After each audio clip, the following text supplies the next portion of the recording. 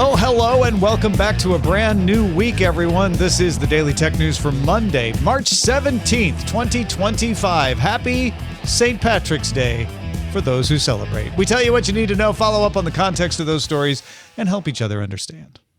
We've heard a lot about government information in the U.S. being taken offline by the executive branch. Today, Jen Briney tells us what's happening to U.S. congressional resources. I'm Tom Merritt. And I'm Robb Dunewood. Let's start with what you need to know with the big story. Bamboo Labs, B-A-M-B-U, not B-A-M-B-O-O, uses the Maker World brand to sell components for 3D printing for toys and some smart gadgets and things like that. But it's taking some inspiration from Lego, like Lego Mindstorm a little bit, to combine what it does well into something it's calling CyberBrick.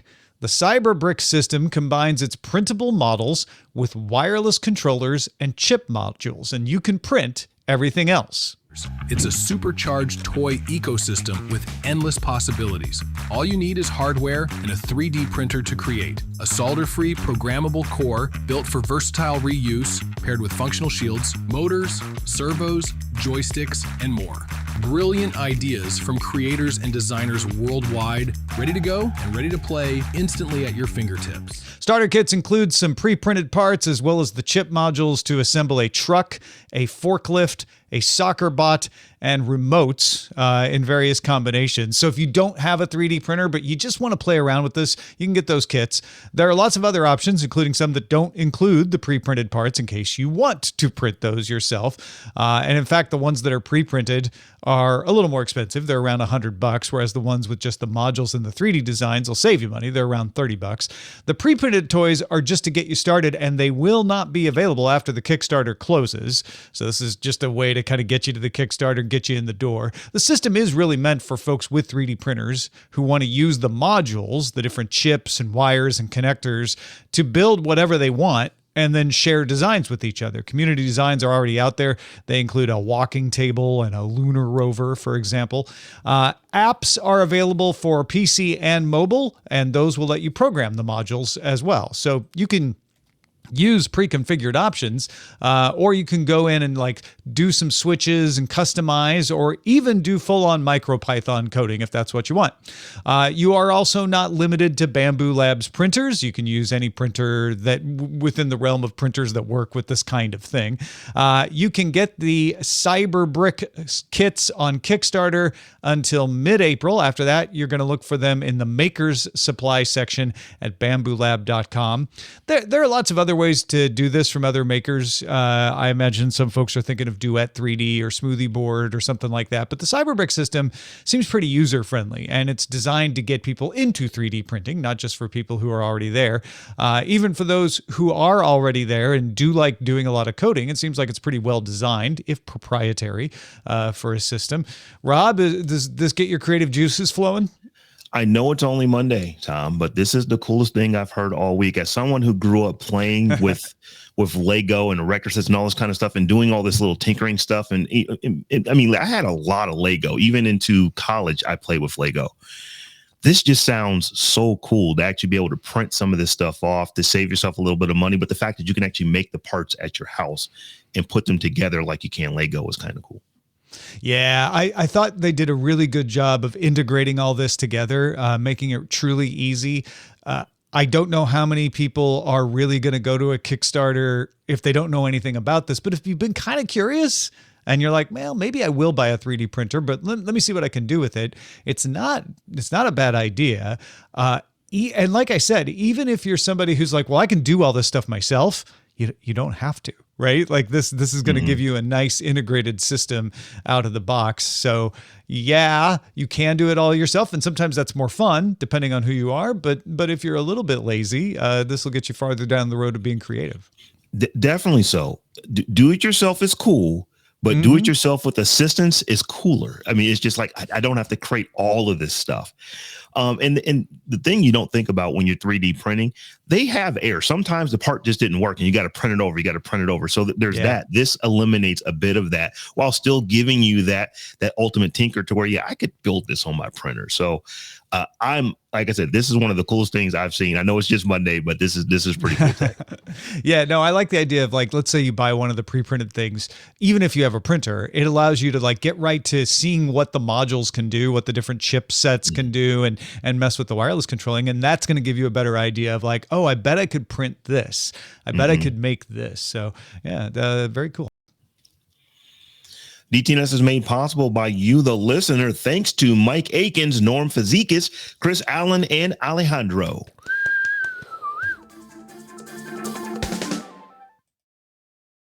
You know, it's not just 3D printers out there. Let's get right to the briefs.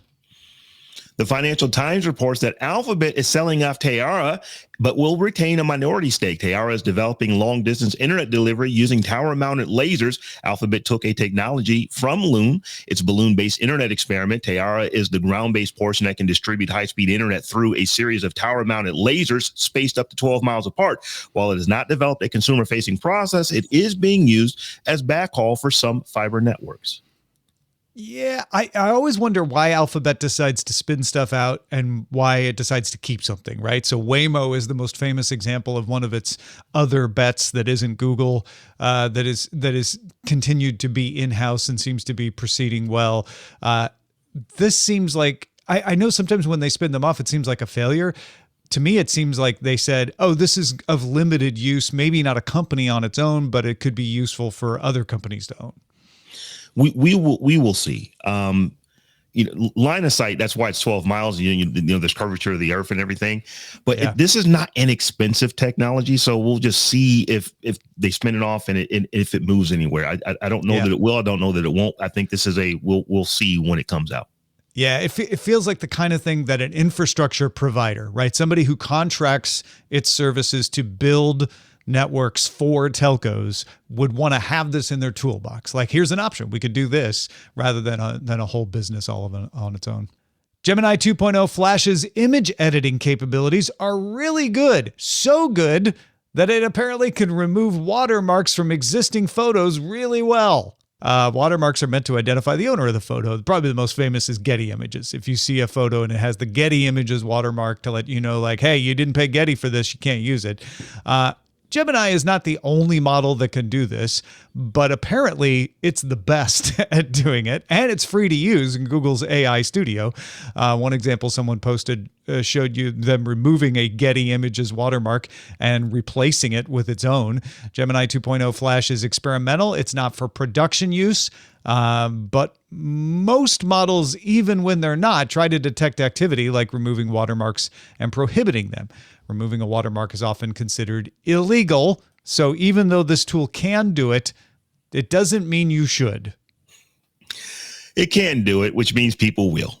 Oh, definitely they will. I'm just saying, if you're taking our advice, don't do it. But yeah, people are doing it. People are doing it and posting the results online. Roblox is open sourcing a foundational 3D generative model called Cube 3D. From a text prompt, it can create 3D models suitable for use in Roblox, though not limited to that. Eventually, it will be able to take images as prompts as well. The model was trained and licensed on public data as well as data from within Roblox. Yeah, I mean, if no one plays Roblox, you have to realize that making 3D things to use in the game and to sell to other people in the game is a huge part of Roblox success. So making it faster and easier for people to make those 3D models is going to be a big advantage and accelerate that, one would think, right? Absolutely. Representatives of around 100 organizations sent an open letter to both European Commission President Ursula von der Leyen and the EU's digital chief Henna Virkkunen, asking the European Commission to foster homegrown tech across things like apps, generative models, chips, computing, storage, and connectivity. The letter described the need for a sovereign digital infrastructure, including the development of a Euro stack. This draws from a paper written in January by competition economist Christina Cafara. Airbus, Nextcloud, and Proton were among the organizations represented. Meanwhile, Turkey is planning to introduce legislation of its own that imitates the EU and would prevent tech companies from favoring their own services, allow third-party app installations. It's a familiar refrain if you've been following EU regulations. It would also restrict what companies can do with user data. Rob, it kind of seems like we are seeing a trend towards everybody wanting to keep things within their borders. It's definitely a trend. I would say that the writing was kind of on the wall, but the EU is like, hey, we need to protect ourselves to make sure that in case places where we were getting a lot of parts from, places where we're getting a lot of tech from, if we're not as friendly with them in the future, we need to make sure that we're still okay. Yeah. So I don't think that anyone would be surprised that this is the way that the world is kind of going now. It's unfortunate, though, and I don't mean this but to point a finger at the U.S. or the EU or China or anybody else, but when you have easier cooperation across borders, you have more innovation because you have freer flowing of ideas, and you're able to say like, oh, that company's the best at that. Let's use them instead of saying, well, they're the best at that, but they're in a country we don't get along with, so we have to come up with our own way of doing it. That just slows things down, and it's unfortunate that we're hitting that patch that's going to slow innovation. On the other hand, I think a lot of people are like, innovation's been moving too fast anyway, so maybe some people are happy about that. I don't know. There might be. There probably are some folks that are happy, but you're right. It is kind of a, hey, it's a different world that we're living in. I understand it, but if you are a sovereign country, you have to protect yourself. So this is the world that we are now living in. Yep, for sure. Google has started telling people on the legacy free G Suite accounts that they will soon lose individual free 15 gigabytes of storage. Instead, they'll have access to a pooled storage model within whatever organization they set up. The amount of storage across the entire account won't be reduced, and individual accounts can have limits. So it's really putting the allocation management on the account owner. And if you're the only user, it won't really affect you that much. I think Google is fairly maligned for ending things and not always being attuned to the user, but they have been keeping these free G Suite accounts, which there is no such thing as G Suite anymore. It's Google Workplace. They have been keeping these around for a long time, and I think they would have been well within their rights to say, we promised you these free accounts, but we can't keep them up anymore. They made the mistake of saying you can have this forever when they launched them, but let's give them a little bit of credit for sticking with that. I don't know whether this is a bad change or not. I know some people set up G Suite accounts just for themselves, so it's really not going to make a difference to them, like you said. But there are some free G Suite accounts across smaller organizations out there. And this just means more administration. So it's a little bit of a headache of management more than anything else. So I, believe it or not, I used to, whenever I would set up a domain name, would set up a G Suite domain to go along with it. It was free, and you could do very cool things with it.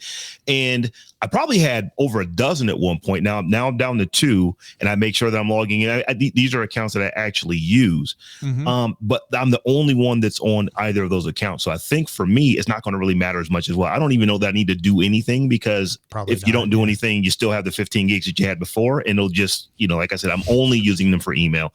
So I think most people are probably like in the boat that I'm in. They're really not going to have to pay much attention to this, other than know that things are now managed a bit differently. Yeah. At the Game Developers Conference, Qualcomm announced new chips for handheld gaming systems, like Steam Deck, stuff like that. The Snapdragon G3 Gen 3 is for top-end handhelds, like your fully spec'd out ones, like the Steam Deck. The G2 Gen 2 is for standard handhelds, and the G1 Gen 2 is for game streaming devices. So you're not doing a lot locally on those. Qualcomm announced 3 devices coming to that top-end chip, the G3 Gen 3. 2 from Iono will come in March and another one in May. And the one that's getting a lot of attention is the 1X Player 1X Sugar 1. That's a heck of a name. I know. It's the 1X Sugar 1 is the name of the device. It's coming in May, and it's the first Android-based gaming device with dual screens. So you can play it like a normal handheld with that wide main screen and the controllers on the sides, or you can slide out a second screen, flip the controls down, and then you've got something that looks more like a huge Nintendo DS.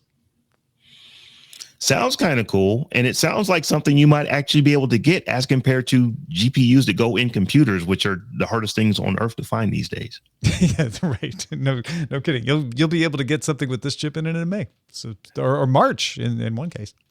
China's BYD has announced a new battery for its electric vehicles that it says can charge up to 470 kilometers of range. That's 292 miles in 5 minutes. The battery will require new charging infrastructure, which BYD says it will set up. The first models, the new battery will be in the HL and the Tang L sport utility vehicles. They sell for around $35,000 to $40,000. Yeah, this won't be something that will be outside of China because that's where they're going to start building the infrastructure. But if other people can replicate this, or if BYD licenses it out, and if it turns out to be as good as they say it is, 5-minute charging, man. Granted, you're going to have a car with a special battery in it, but that's equivalent to pulling up and filling yourself up with gas. I was going to say the same thing. That is regular, just pulling up and filling up your F-150. It takes you 5 minutes to do that too. If other companies aren't working on this, they need to be, because this is where you need to be. When you can say that you just go to the filling station, the charging station, whatever station you want to call it, and you're just there the same amount of time that you would use, that you would use to fill up a combustion engine. Now you're talking. Yeah. Grandpa, you used to have to use AI to plan out a route for when you would stop and charge your EV. Oh, yeah, back in the day. Yeah, this is a good advance. I hope it proves to be as good as they say it is. Amazon sent an email to customers who had chosen to process voice commands on device. That is an option you had to say, like, don't ever send my recordings to the cloud, just process them on device. They can't do that anymore. That option will be disabled starting March 28th. The option prevented your voice from being sent to Amazon servers at all. And Amazon, especially several years ago, was found to not always be safeguarding that data as well as people thought they should. So now you won't be able to say, don't send those recordings on. It reduced the functionality a little bit, but not a lot. So there were a number of people that did this, but Amazon's promising to bring in its brand new voice assistant technology this summer, and that needs the cloud. It needs those bigger GPUs, which is why they're probably doing this. Amazon says, however, it will no longer store recordings. So even though you're sending them to the cloud, it says it will delete them after processing. But this is enough that a lot of people are going to stop using their Echoes, don't you think? I would imagine that a fair amount are going to stop using them. But I bet that the utility of it, that there's going to be more people who are going to actually go out and buy new Echoes just because there's new stuff that, this is like ChatGPT, but it's Alexa. So I think that there's going to be more people like that than there will be that are say, you know what, this is just too far. The pail's been kicked too far for me. I am too security conscious and can't do it.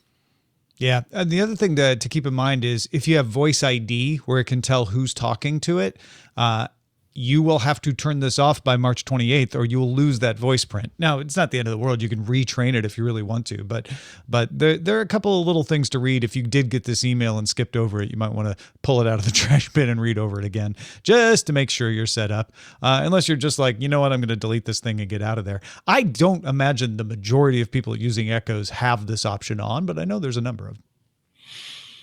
Snap announced Monday that it's launching the ability to create lenses for its spectacles glasses that use GPS, GNSS, compass heading, and hand tracking. Spectacles are available to members in its $99 a month developers program. I keep an eye on spectacles. It's a long game they're playing, but they're really, really adding a lot of interesting things. And this ability to create lenses can create some augmented reality stuff that would be pretty impressive if this were a widespread product. And we know Meta is kind of leading the way in getting people to use these kinds of glasses, but Snap could sort of quote unquote come out of nowhere at any point with a consumer version of this because of all the development they've been doing around it. They've been doing a ton of development, and still, even though you don't think of Snap when you think of the other social media platforms, it's ginormous. There are a lot of people who still use Snap. So if they do something, they're going to have a base of folks who would try it out and say, oh, this actually kind of works. Yeah, definitely. Those are the essentials for today. Let's dive a little deeper into an ongoing story. We got a good follow-up today.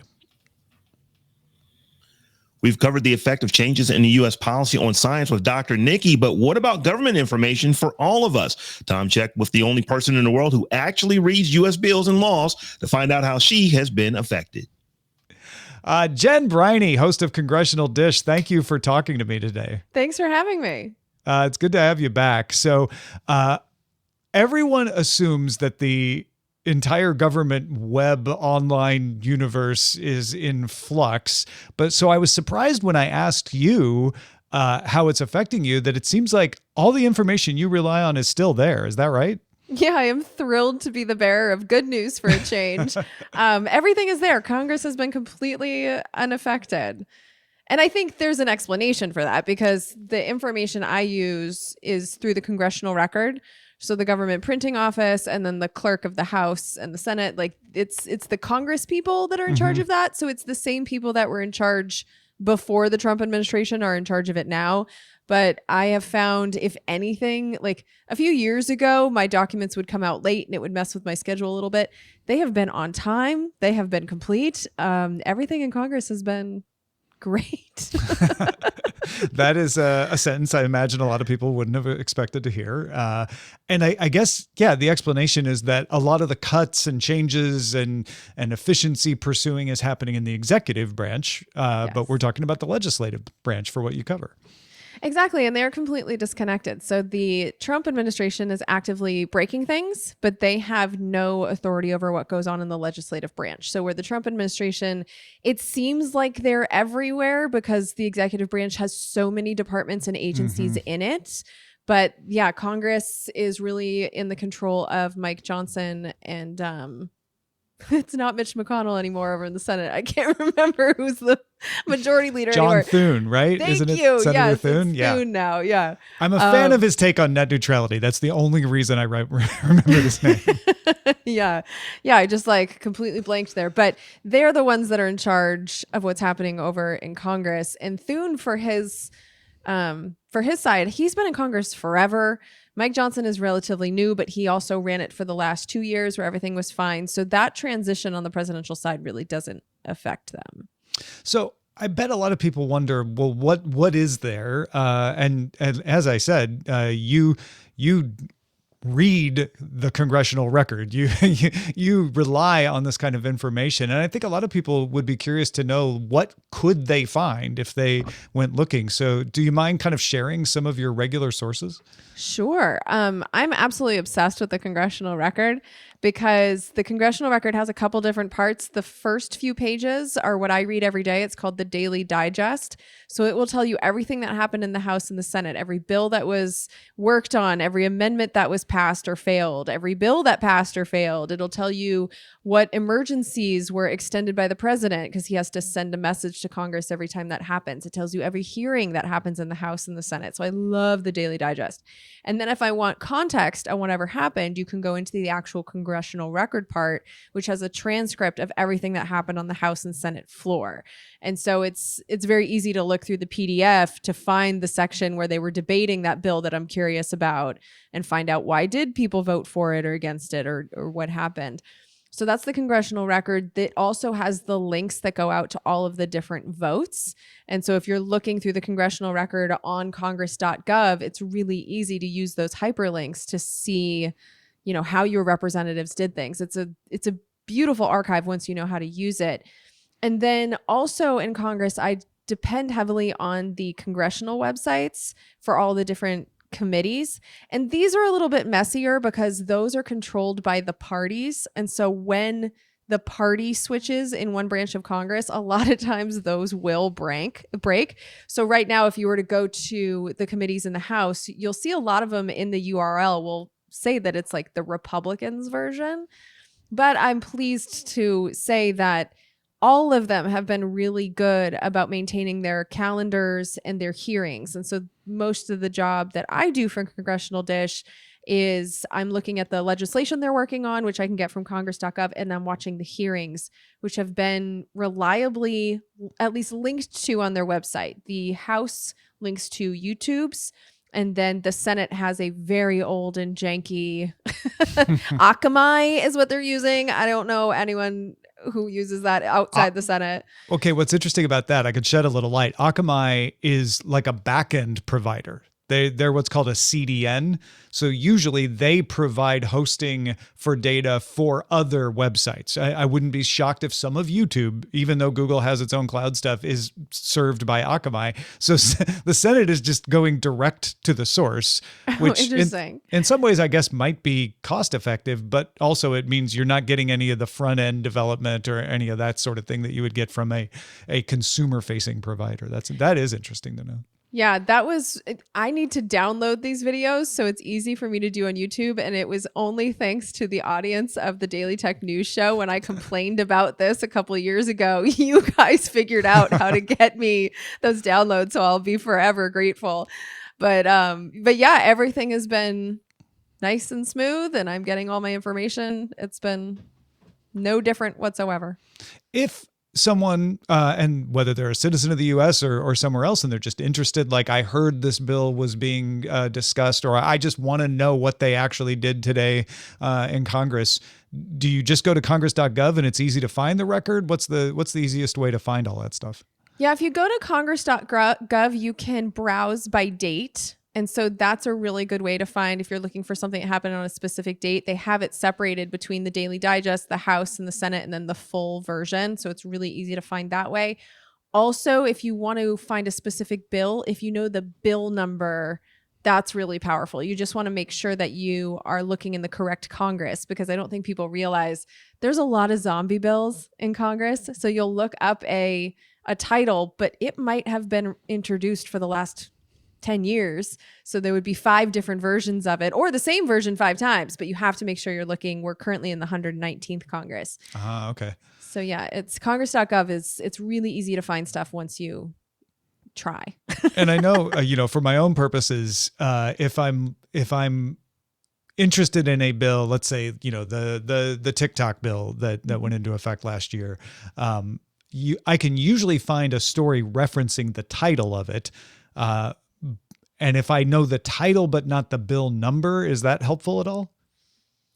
Sometimes. Okay. So the TikTok bill is a really good example of this, because there was a TikTok bill and then there was the version that became law. Mm-hmm. The bill actually failed. So if you were to look up that on congress.gov, it will tell you that it didn't become law, because the version that did was almost an identical copy. Mm-hmm. There was a small change, nothing significant. But the part that became law was a part of a bigger package. And so if you looked up the title of that, you would get the one that actually isn't what you're looking for. It would be old information. It's different from what's actually law. So you do kind of have to know the route that these bills have taken, because a lot of times there's more than one version. Those are good tips. So try to find the actual number of the one that passed, if you can, which you might be able to find from other sources, and also know which Congress you're doing. What number Congress are we at again? I totally forgot. And you just told me. The 119th. 19th. Okay, 119th. Any other tips that you could think that the general audience might be interested to know before we let you go? Not really. I feel like the most interesting stuff is the hearings. I will give a shout out to C-SPAN. So if you're just looking for interesting stuff in general, C-SPAN, they get to choose which hearings that they cover. So being the adorable nerds that they are, they do tend to have their finger on the pulse of what are going to be the most interesting hearings, and they send their camera crews to those. So if you don't want to deal with any of this congressional archives, because there is a ton of information in there, if you're just looking for the highlights, C-SPAN's a really good place to go. They've done a beautiful job with their archive. It's an amazing service they've done for our country. Yeah, and it goes back forever, like into the 70s and sometimes even farther, before C-SPAN even existed. They've collected things. So I'll second that. I would also add, listening to the Congressional Dish is a good way to keep up. Jen's doing Last Week in Congress now, which I personally love. Like that is must listen for me as soon as it comes out. So thank you for doing that. Oh, thank you. I'm actually enjoying it. I thought I would hate it because it's extra work, but I'm actually really enjoying it. So thank you for saying that. That's good. If folks want to follow you on Congressional Dish or anywhere, where should they go? Well, it's available everywhere that podcasts are found, and we do have the audio up on YouTube. And then if you want Last Week in Congress, that is on my Patreon. That is for people who pay only. So if you support my work, then you can get all of that extra information. All right, Jen Briney, thank you so much. Thanks for having me. If you want to carry on a conversation we're having on this show, one of the great places to do it is our Discord. If you'd like to be in the DTNS Discord, become a patron. You can link your Patreon account to Discord and hop right on in at patreon.com/DTNS. We end every episode of DTNS with some shared wisdom. Today, Bodhi is helping us understand. Yes, I love this. So we had Michael's question last week, and Bodie is answering it. Bodie says, "Hi, DTNS briefing crew. On March 14th's DTNS briefing episode, Michael was looking for an inexpensive EV. I'm assuming Michael lives in the U.S., but if not, I can recommend some EVs that are sold in his country. Just let me know where it is. I have a few recommendations for new EVs, but you can find used versions of the Chevy Equinox EV, Hyundai Kona electric EV, Kia Niro electric EV, and the Nissan Leaf. The new version Chevy Bolt is expected to be released in 2026, if Michael is okay with waiting a year. There are also lots of great lease deals out there too, if he's open to a lease." And Bodie suggested I give Michael Bodie's email if Michael wants to contact him directly, which was very generous, so I did. Anyway, it's I like that Bodie's trying to let us know that, China doesn't have the entire monopoly on the affordable electric vehicle. They definitely don't. And Bodie knows about this. I mean, he's been talking about not just Teslas, but EVs in general for a long, long time. He's got a great podcast over there where he does it. Yep, go check out the Kilowatt Podcast. And big thanks to Bodie and Jen Briney for contributing to today's show. Thank you for being along for Daily Tech News Show. It is made possible by our patrons. Patreon.com/DTNS. DTNS also has a live version, DTNS Live. You can watch us record a live version of the show on YouTube and Twitch. Find details about that at dailytechnewsshow.com. Talk to you tomorrow. The DTNS family of podcasts, helping each other understand. Diamond Club hopes you have enjoyed this program.